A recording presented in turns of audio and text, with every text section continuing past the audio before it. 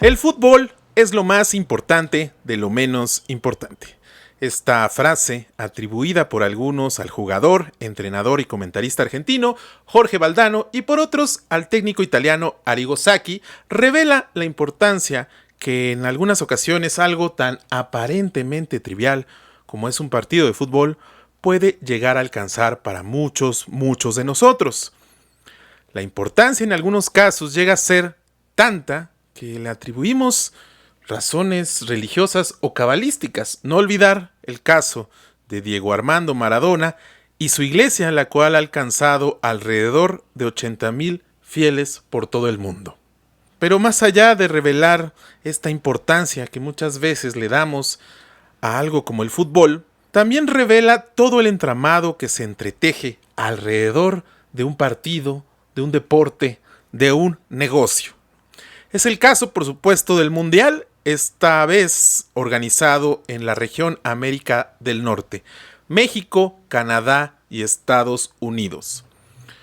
Lo que se observa en un primer momento, en un primer nivel, es que este Mundial para la FIFA representa un verdadero negocio que conlleva un evidente proceso de exclusión en nuestra región, una región que en realidad se está cayendo a pedazos, como bien lo confirman los últimos anuncios del Tratado de Libre Comercio de América del Norte, el TEMEC, el cual, según Donald Trump, ya no se va a renovar por un periodo largo, sino en realidad se va a estar evaluando cada año, algo que en definitiva deja a los países de la región en una incertidumbre sin precedentes y que finalmente pues evidencia esta intención de Donald Trump por utilizar los aranceles, los costos, la guerra comercial como un elemento de su poderío. Y en el caso de México, de manera particular, se ha evidenciado pues cómo a nivel institucional nuestro país ha asumido una posición de exclusión en muchos niveles. En primer lugar, una lógica de exclusividad en los estadios, donde los costos son altísimos y solo pueden ser alcanzados por una pequeñísima parte de la población. En las cercanías de los estadios, pues operativos que en ocasiones han dejado fuera de los lugares donde residen a los vecinos, por lo menos, del Coloso de Santa Úrsula, el Estadio Azteca. Además, también México asume muchos de los costos de la logística del Mundial sin recuperar impuestos, algo que solo se dio en nuestro país. Nuestro país fue el único que aceptó ser sede de este Mundial sin recibir a cambio ingresos a través de los impuestos. Se observa pues cómo nuestro país, al menos en un sentido general, forma parte de este Mundial desde el punto de vista de la exclusión. Por el otro lado observamos pues a una FIFA pues bastante maligna, ¿no? Una FIFA que se observa como un villano dentro de este entramado global, en donde el presidente de la FIFA, Gianni Infantino, ha respaldado por completo a Donald Trump y su política intolerante, hasta el punto de ceder ante sus caprichos y crearle un nuevo premio de la FIFA, un premio FIFA de la Paz, ante el reclamo del presidente naranja al Comité del Nobel de entregárselo a María Corina Machado. A pesar de que esta cipaya venezolana termina entregándole a Donald Trump simbólicamente el Premio Nobel de la Paz, no le gustó a Donald Trump no ser premiado de manera directa y le pidió a su compa, Gianni Infantino, que le creara un premio. En este contexto de la FIFA, el fútbol, el mundial, un partido que nos dejó muchas reflexiones, que nos dejó mucho contenido, fue el partido que tuvo la selección mexicana el pasado martes con la selección de Ecuador. Para nosotros, para México, el partido no era menor. Se convirtió en el peldaño que nos permitió avanzar hacia algo que no habíamos logrado desde 1986, la última vez que este país fue la casa de la Copa Mundial. Llegar al quinto partido. Pero hay matices sobre esta rivalidad que aparentemente se viene construyendo ya desde hace algún tiempo, ¿no?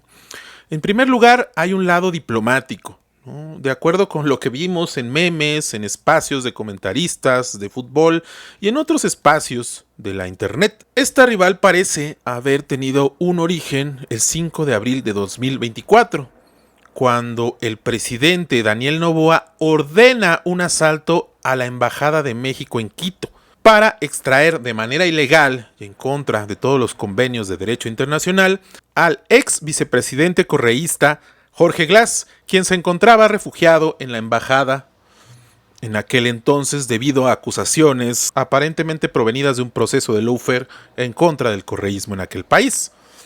El correísmo, corriente de izquierda, mientras Daniel Noboa representa esta ala de la ultraderecha contemporánea que parece avanzar en América Latina. Luego de ese evento, México rompió relaciones con Ecuador y después, meses después, una vez que Donald Trump había vuelto a ocupar la Casa Blanca y había vuelto a lanzar en contra de nuestro país la narrativa antimigrante y utilizado la guerra económica a través del costo de los aranceles, Daniel Noboa anuncia el 3 de febrero de 2025 que también iba a imponer a México aranceles de 27% a los productos importados desde nuestro país. En aquel entonces, la presidenta Claudia Sheinbaum Pardo bromeó diciendo que en realidad era irrelevante estos aranceles y que el camarón de Sinaloa era mucho mejor. Más allá de que podemos estar de acuerdo con la presidenta, es evidente que en relación con Ecuador, pues existe un superávit que definitivamente nos deja mucho mejor parados, intercambiando con ellos productos de primera necesidad que van desde medicamentos hasta energéticos. Mientras tanto, Ecuador exporta principalmente materias primas. A partir de ese momento, México ha sido renuente a retomar las relaciones con el Ecuador y recientemente la doctora Claudia Sheinbaum Pardo, en una mañanera, respondió a una periodista que iban a volver a ver si hablaban con Daniel Noboa una vez que hubiera pasado este partido. Y es que también hay otro punto detrás de estas tensiones que va más allá de lo diplomático y se centra principalmente en lo político y lo ideológico, ya que ambos proyectos son dos vertientes políticas que representan valores, principios y proyectos completamente distintos.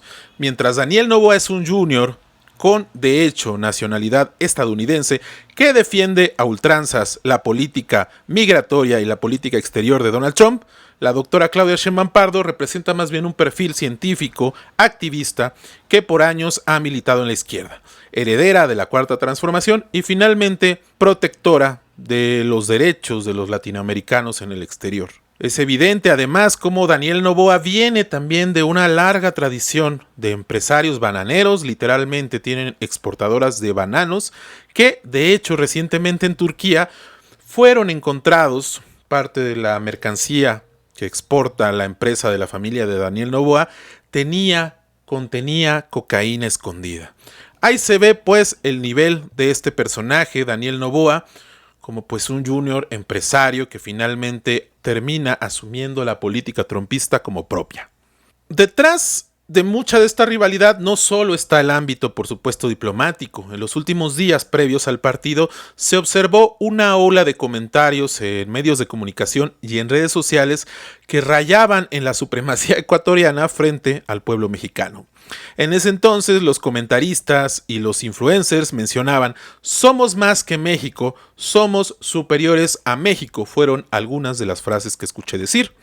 Estas frases, estas consignas se basaban principalmente en esta idea de que las figuras estrellas que juegan en la selección de Ecuador son mucho más valiosas que las figuras mexicanas, ¿no? De hecho, algunos mencionaban incluso que el valor de 2 o 3 figuras de Ecuador son más que el de toda la selección mexicana, ya que algunos juegan en las ligas internacionales más importantes en Europa y en otras partes del mundo. Pero en el fondo, una vez que ganó la selección mexicana el pasado martes 2-0, se evidenció también cómo muchos de estos impulsos antimexicanos en el Ecuador replicaban totalmente la narrativa trumpista de ultraderecha, basados principalmente en prejuicios hacia los mexicanos que nos vinculan de manera automática con el narcotráfico y la violencia.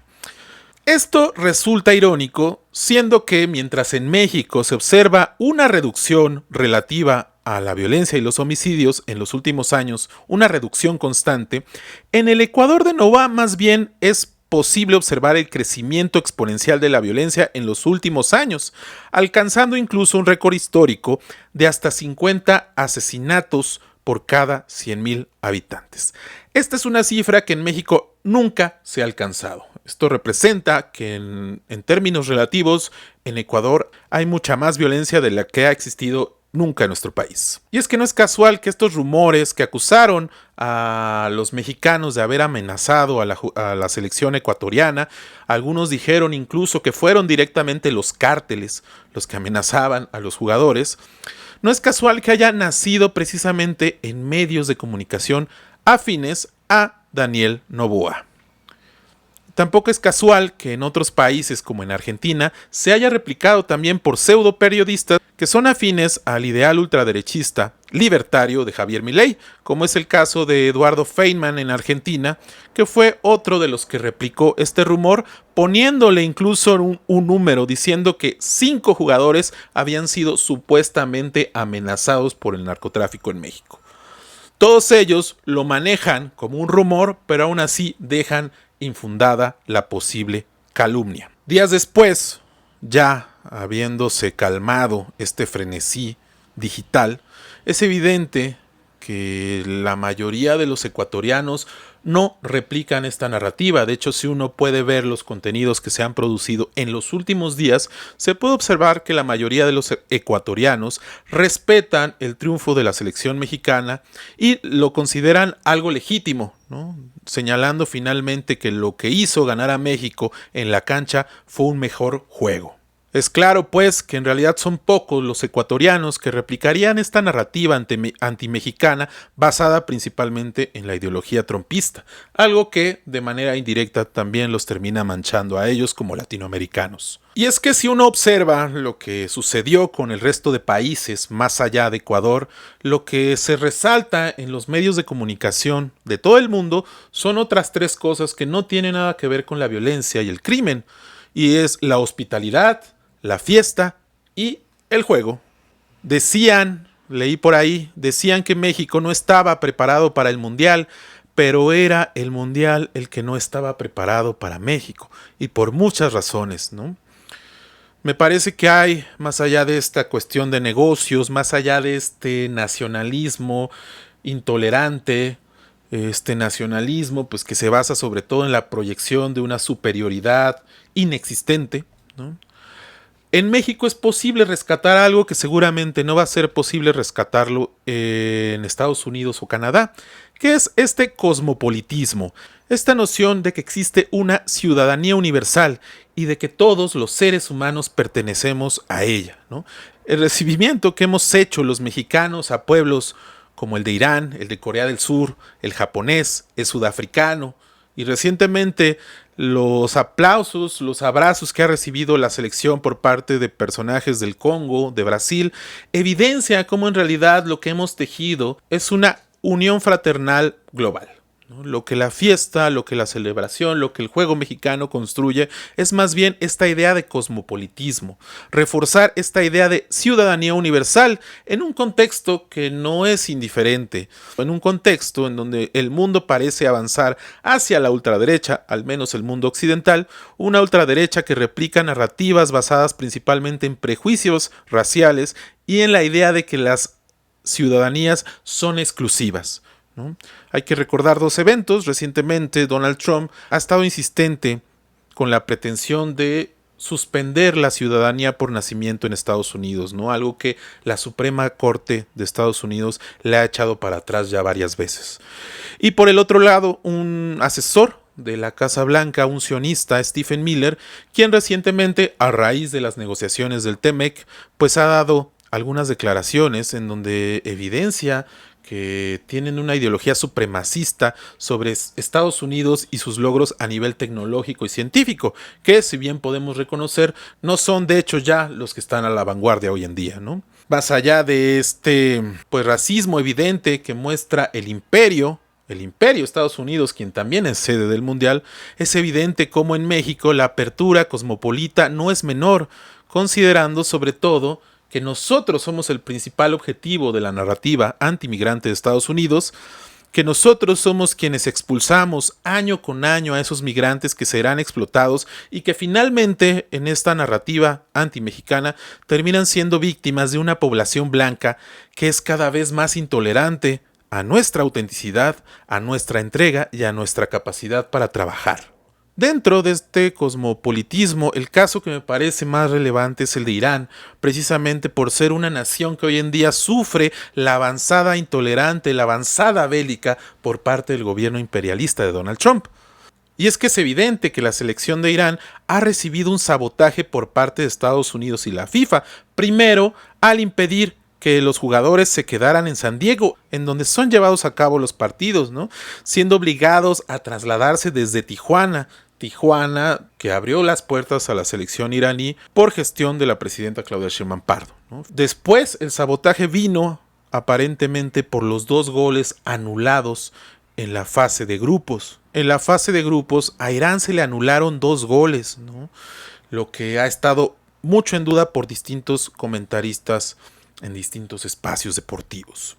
Si bien en este contexto, pues Irán termina saliendo del Mundial, siendo derrotado, siendo eliminado en la FIFA, es evidente el agradecimiento que tiene tanto su selección como sus autoridades, quien terminan agradeciéndole al gobierno mexicano y a su gente por este recibimiento, porque al fin y al cabo, sin nuestro país no hubieran podido jugar.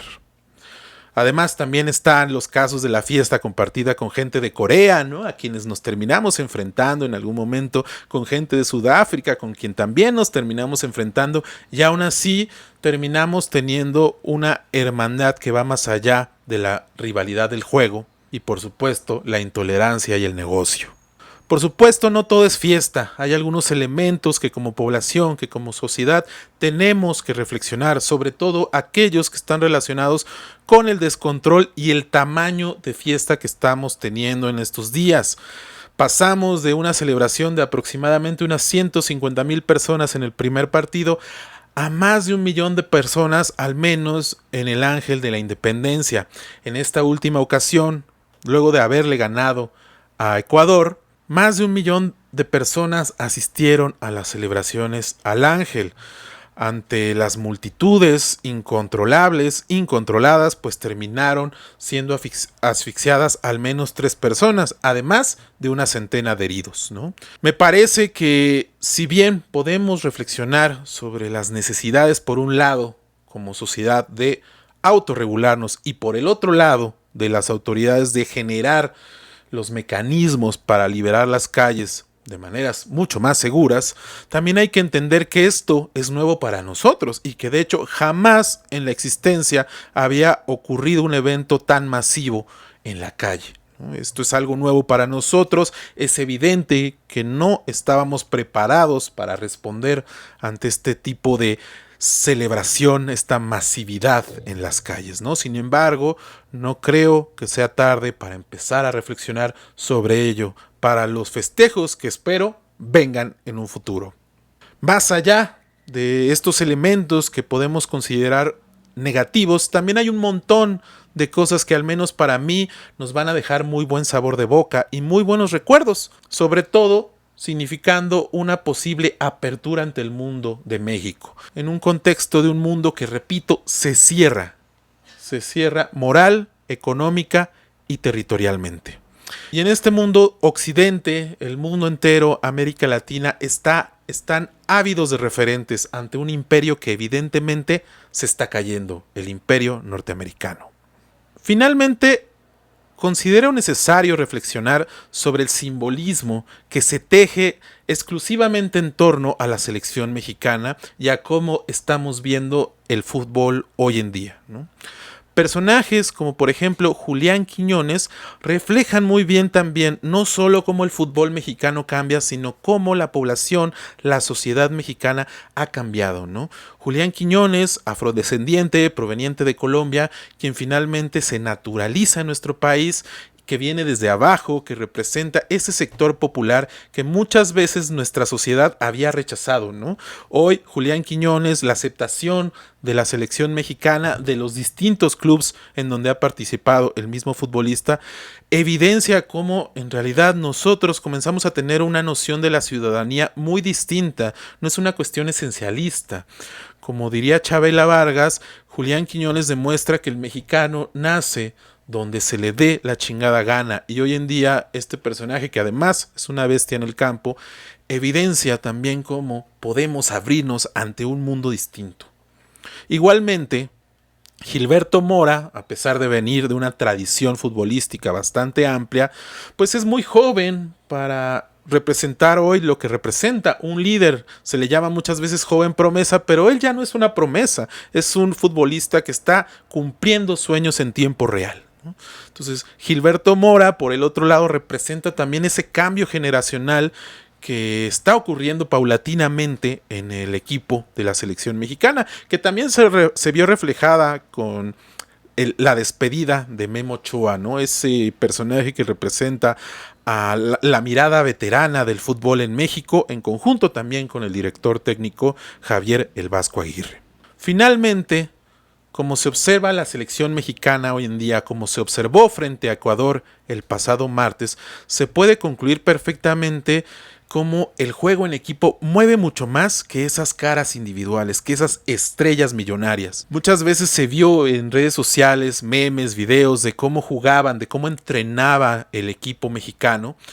Y pues en realidad se observaban con un ambiente muy lúdico, muy divertido, con mucha complicidad, ¿no? Me parece que también eso es otra cosa que se refleja en la actitud del equipo. Hay un momento previo al partido en Ecuador donde los jugadores salieron a la cancha acompañados por niños, y el niño que acompañaba a Gilberto Mora era casi de su mismo tamaño, ¿no? Ante notar esto, los compañeros se rieron y Quiñones le cambia al niño para que finalmente no tape a Mora, ¿no? Con las risas de todos, ¿no? Se evidencia esta complicidad del equipo que va mucho más allá de las caras individuales, ¿no? Así, tal como Carlos Marx en algún momento lo señaló, el sistema es más que la suma de todas las partes. En México, el equipo es más que la suma de estas caras individuales, más que la suma de sus salarios y costos definidos por el mercado, y más que sus derrotas y victorias. Esperemos que mañana le vaya muy bien a la selección en este partido histórico contra Inglaterra. De nuevo, David contra Goliat.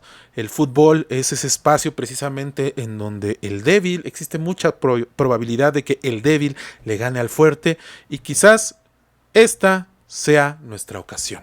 Como dicen últimamente, y si sí. Esto fue Macro y Micro para el canal de Jesús Escobar Tobar, esperando que estén teniendo un excelente sábado, disfruten mañana, disfruten con responsabilidad. Hasta la próxima.